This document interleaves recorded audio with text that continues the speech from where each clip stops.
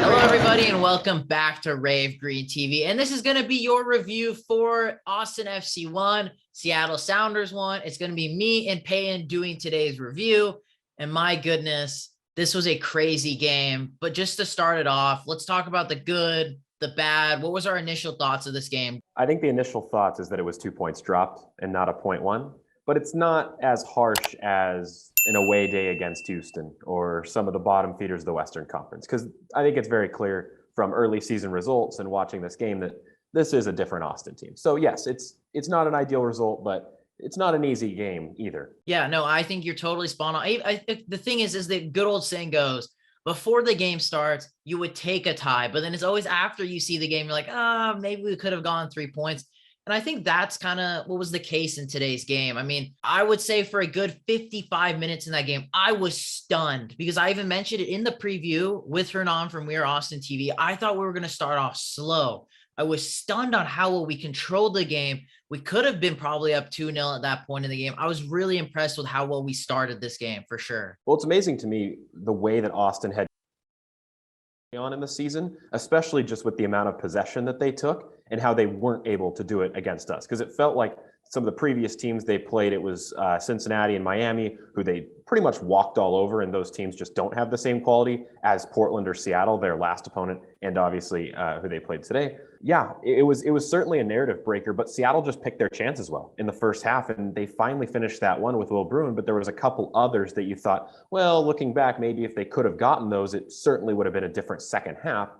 I do wonder if Seattle had scored the second goal, if sitting back as much as they did in the second half would have paid off. Because I felt like as soon as you invited that pressure, invited that onslaught, Austin finally used all that possession that they had in more positive ways, moving it into the final third more often. And that's when really the onslaught began. And as soon as, the atmosphere first off was awesome. Like that's just, as an MLS fan, great to see. But when you're watching the team that's defending and the team that's facing that, you kind of just feel like it's coming. You feel like it's coming. It took a lot longer than I think a lot of people watching the game thought, because it was 10 or 15 minutes of that before Austin finally found that equalizer. But it easily could have been worse at that point. Like Seattle very well could have lost that game if Austin was better at putting away their chances. They hit the woodwork, 3 times? Yeah, in total, it was just back and forth. I was surprised because Sounders were going at it. We were going at it. It's not actually, in my opinion, I don't think that favors the Sounders a lot.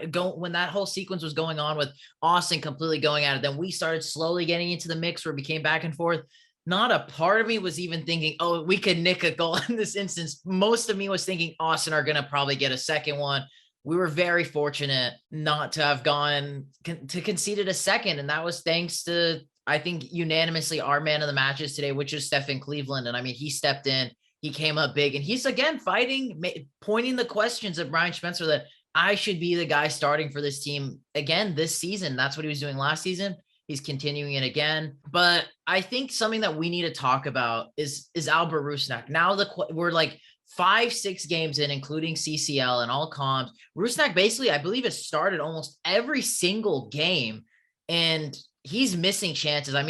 One thing that every Sounders fan is talking about is like the little bit, like the discussions with Freddie and Rusnak on the previous 2 penalties they got against Club Leon, especially against the Galaxy, which was a lot more noticeable. Rusnak wants to take it, but he's not even taking the simple chances he gets in these games. Yeah, I will say, I think the penalty should have gone to Rusnak.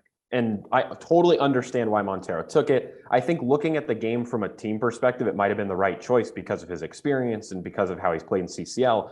But in terms of getting a monkey off of Rusnak's shoulder and getting him going, because with Ladera out and with Ruidiaz out as well, he's such an important part of that attack in the final third, not just playing other players around him, but also with his finishing. He had another great chance, like you just said, in this game. And how long is he going to go before you finally ask the question of, all right, the honeymoon phase is over. We're actually expecting you to produce here. That's the reason that we signed him out of free agency.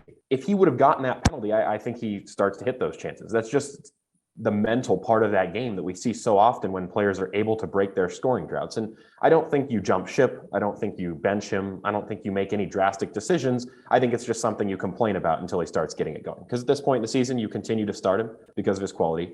You have nobody else that's going to replace him and bring you that same presence at the number 10 position until Lodeiro gets fully cleared. And even then, he still makes more of an impact on the wing than the depth players that you have available to you over there. So you just hope that he breaks out of the slump sooner or later because you don't really have any other option. Yeah, no, I totally agree. I think you're spot on. I think for the most part, we shouldn't panic about Albert because we know how good he is. The thing is too, just to quickly touch on the penalty thing, the reason I would say let Montero take it is for the exact same reasons Payne said, but also I didn't think Rusnak was that type of player that needed to get a monkey off his back. I just thought he was a guy that wouldn't think about stats and wouldn't need a penalty to jumpstart himself because that's how good he can be and is. It's in his locker. But I guess Clay, maybe he did need it, honestly. I mean, maybe he knew better than all of us. He needed that. And that's not to discredit him. Brian Schmetzer's talking about how Albert is a guy that like he starts the play. He's the assist to the assister type of guy. And you can see that in some of the goals we scored. Hopefully he starts kicking on after this international break because now we have a break. And I think it's going to help the Sounders. This break came at a perfect time for us because I think we need to put the rest button on a lot of these players. Yeah, we have like 5 or 6 going on international duty, but for the majority of the squad, it's going to give time to Medranda, to Nico, to Raul, to all rest up, to be back in this game. But what was the bad in this Austin game in regards to how we played? Because there were some alarm signs in this game. And I think, I don't know how to explain it, but it was very worrisome. And I don't know if it's Brian Schmetzer's fault due to the subs, because as we said, it's around that 55th, 60th minute mark. And that's when we make the subs of Liao Chu, Freddie Montero. We brought in AB. That's due to Nuhu's injury, so we won't really count that one as much. And then later on, we bring on Josh Atencio. But I think Brian makes the wrong choices in subbing out Chu, maybe less so Will, but more specifically Chu so early on in this game, because I think he was looking really good outside of his miss. I don't want to pin the bad on the subs specifically. Yeah, I fully agree with you that Chu probably shouldn't have come out of the game. You didn't play the midweek. He's somebody that really could eat up a lot of minutes for as young as he is, the fitness that he has, the energy that he brings, and how well he played in the first half, other than missing that sitter, of course. Will Bruin coming off is fine. At this point in his career, you're not expecting him to give 90 minutes, and he's just a guy that really can't give you 90 minutes at the same level if he's going at 100% through the first half. He's a guy that you would love to bring in a one-goal game with the last 30 minutes. Because of the injuries, because of the fitness issues, the midweek, totally understand starting him here, and I think it was the right call. And I think the sub for Jordan Morris coming in is fine as well. I think the problem was the mentality, right? You go into half with that lead, which almost might have been a curse, because if you had that still nothing draw, or you conceded a goal in the first half, you would have still been looking to get into those attacking areas within the second half. And I think that's what we saw a little bit after Austin equalized, but at that point it was already too late because of the control that Austin had on that game, because of how far up the pitch they were able to play their passes and just comfortably sit on possession. And other than 1 or 2, I will say, half scares from that Austin back line, which is still a little bit suspect, Seattle didn't really have a great chance back in to win that game after the equalizer came. And the reason that equalizer came was because you sat back to start the second half. I like the break. I think the break is like you said, a perfect time for these guys to get a chance to reset. You got 4 points from 4 games to start the season.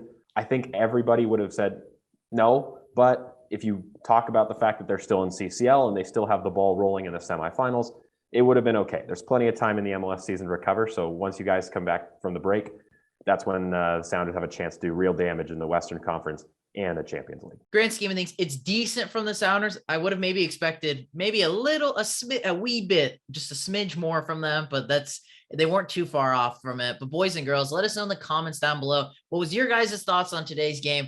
What are you guys hoping for from the Sounders come from the international break? Who is your guys' man of the match? As I said, I think everyone can agree, Stephen Cleveland. Bravo to you. What an absolutely amazing guy. But yeah, let us know in the comments down below. Smash the like button, subscribe if you're not subscribed already, and I hope you all have a lovely day.